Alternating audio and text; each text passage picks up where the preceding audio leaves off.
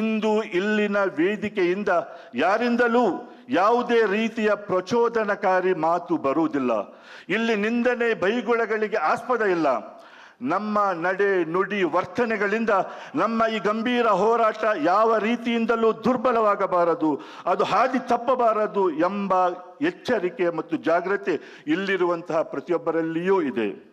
ಆದರೆ ನಾವು ನಮ್ಮ ಕುರಿತ ಸರ್ಕಾರದ ನಿರ್ಲಕ್ಷ್ಯವನ್ನು ಮಾತ್ರ ಇನ್ನು ಮುಂದೆ ಸಹಿಸಿಕೊಂಡು ಸುಮ್ಮನಿರುವುದಿಲ್ಲ.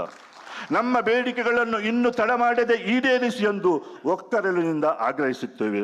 ಈ ರೀತಿ ಈ ಸರ್ಕಾರದ ಬಳಿ ಆಗ್ರಹಿಸಲು ಈ ನಾಡಿನ ಮುಸ್ಲಿಮರಿಗೆ ಸಂಪೂರ್ಣ ಹಕ್ಕಿದೆ.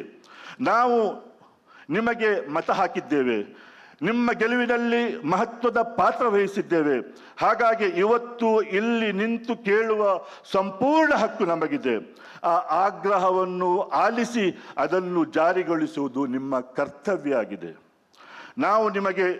ನೀವು ನಮಗೆ ನೀಡಿದ್ದ ಭರವಸೆಗಳ ಪೈಕಿ 10 ಪ್ರಮುಖ ಭರವಸೆಗಳನ್ನು ಮಾತ್ರ ಇವತ್ತು ನಾವು ನಿಮಗೆ ನೆನಪಿಸ್ತಾ ಇದ್ದೇವೆ. ಆ ಭರವಸೆಗಳು ಏನಾದವು ಎಂದು ಇಲ್ಲಿ ಸೇರಿರುವ ಎಲ್ಲರೂ ಸೇರಿ ಸರಕಾರವನ್ನು ಪ್ರಶ್ನಿಸ್ತಾ ಇದ್ದೇವೆ. ನಮ್ಮ ಮೊದಲ ಬೇಡಿಕೆ ಏನೆಂದರೆ, ನೀವು ಅಧಿಕಾರಕ್ಕೆ ಬರುವ ಮೊದಲು ಇಲ್ಲಿದ್ದ ಬಿಜೆಪಿ ಸರ್ಕಾರವೇ ಇಲ್ಲಿ ದ್ವೇಷ ಹರಡಲು ಪ್ರೋತ್ಸಾಹ ನೀಡುತ್ತಿತ್ತು. ಮುಸ್ಲಿಮರ ವಿರುದ್ಧ ದ್ವೇಷ ಭಾಷಣ, ದ್ವೇಷ ಅಪರಾಧ, ದ್ವೇಷ ಪ್ರಚಾರ ಇಲ್ಲಿ ವ್ಯಾಪಕವಾಗಿ ನಡೆಯುತ್ತಿತ್ತು. ನೀವು ಅದಕ್ಕೆ ಕಡಿವಾಣ ಹಾಕುತ್ತೀರಿ, ದ್ವೇಷ ಹರಡುವ ಸಂಘಟನೆಗಳನ್ನು ನಿಷೇಧಿಸುತ್ತೀರಿ ಎಂದು ಆ ಸಂಘಟನೆಗಳ ಹೆಸರನ್ನು ಉಲ್ಲೇಖಿಸಿ ನೀವು ಹೇಳಿದ್ದೀರಿ. ಸರಕಾರ ಬಂದ ಆರಂಭದಲ್ಲಿ ಅದನ್ನು ಮುಖ್ಯಮಂತ್ರಿಗಳು, ಉಪಮುಖ್ಯಮಂತ್ರಿಗಳು ಮತ್ತು ಕೆಲವು ಸಚಿವರು ಕೂಡ ಪುನರುಚ್ಚರಿಸಿದರು. ಆದರೆ ಆಮೇಲೆ ನಿಮಗೇನಾಯಿತು? ನಿಮ್ಮ ಸರ್ಕಾರ ಬಂದು 3 ವರ್ಷಗಳಾಯಿತು. ಆದರೆ ಇವತ್ತಿಗೂ ದ್ವೇಷಕೋರರು ನಿರಾತಂಕವಾಗಿ ಓಡಾಡಿಕೊಂಡು ಮುಸ್ಲಿಮರ ವಿರುದ್ಧ ದ್ವೇಷ ಹರಡುತ್ತಲೇ ಇದ್ದಾರೆ. ಯಾಕೆ ಹೀಗಾಗಿದೆ ಎಂದು ಈ ಸರ್ಕಾರವನ್ನು ರಾಜ್ಯದ ಮುಸ್ಲಿಮರು ಕೇಳುತ್ತಿದ್ದಾರೆ. ದ್ವೇಷ ಭಾಷಣ ತಡೆಯುವುದು, ಅದು ಅಪರಾಧಿಗಳಿಗೆ ಶಿಕ್ಷೆ ಕೊಡುವುದು ಸರ್ಕಾರ ಮುಸ್ಲಿಮರಿಗೆ ಮಾಡುವಂಥ ಉಪಕಾರ ಅಲ್ಲ, ಅದು ಸರ್ಕಾರದ ಕರ್ತವ್ಯ. ಈ ದೇಶದಲ್ಲಿ ಬಂಧುತ್ವವನ್ನು, ಸೌಹಾರ್ದತೆಯನ್ನು ಉಳಿಸಿಕೊಳ್ಳಲು ಸರ್ಕಾರ ನಿರ್ವಹಿಸಬೇಕಾದಂಥ ಸಾಂವಿಧಾನಿಕ ಜವಾಬ್ದಾರಿಕೆ. ಆದ್ದರಿಂದ ದ್ವೇಷ ಹರಡುವವರನ್ನು ಕೂಡಲೇ ನಿಯಂತ್ರಿಸಿ, ನಿರ್ಬಂಧಿಸಿ, ನೀವು ಹೇಳಿದಂತೆ ಈ ರಾಜ್ಯವನ್ನು ಸರ್ವ ಜನಾಂಗದ ಶಾಂತಿಯ ತೋಟವಾಗಿ ಮಾರ್ಪಡಿಸಬೇಕು ಎಂದು ಈ ಸಮಾವೇಶ ಆಗ್ರಹಿಸುತ್ತದೆ. ಇದು ನಮ್ಮ ಮೊದಲ ಬೇಡಿಕೆ.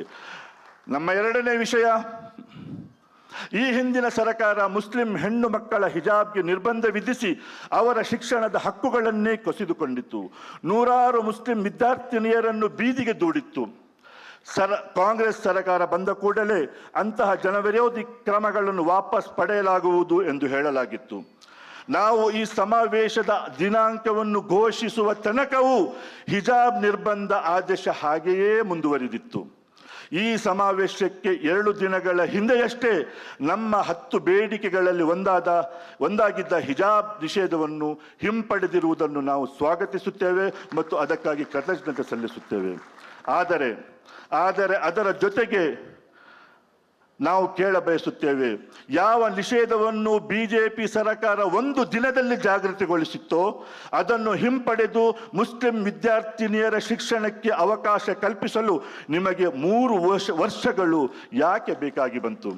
ಅದಕ್ಕಾಗಿ ಇಂತಹ ಒಂದು ಸಮಾವೇಶ ನಡೆಯುವವರೆಗೂ ಕಾಯಬೇಕಾಗಿ ಬಂದಿರುವ ಬಗ್ಗೆ ನಮಗೆ ತೀವ್ರ ವಿಷಾದವಿದೆ. ಅದನ್ನು ನಾವು ಈ ಸಂದರ್ಭದಲ್ಲಿ ವ್ಯಕ್ತಪಡಿಸುತ್ತೇವೆ.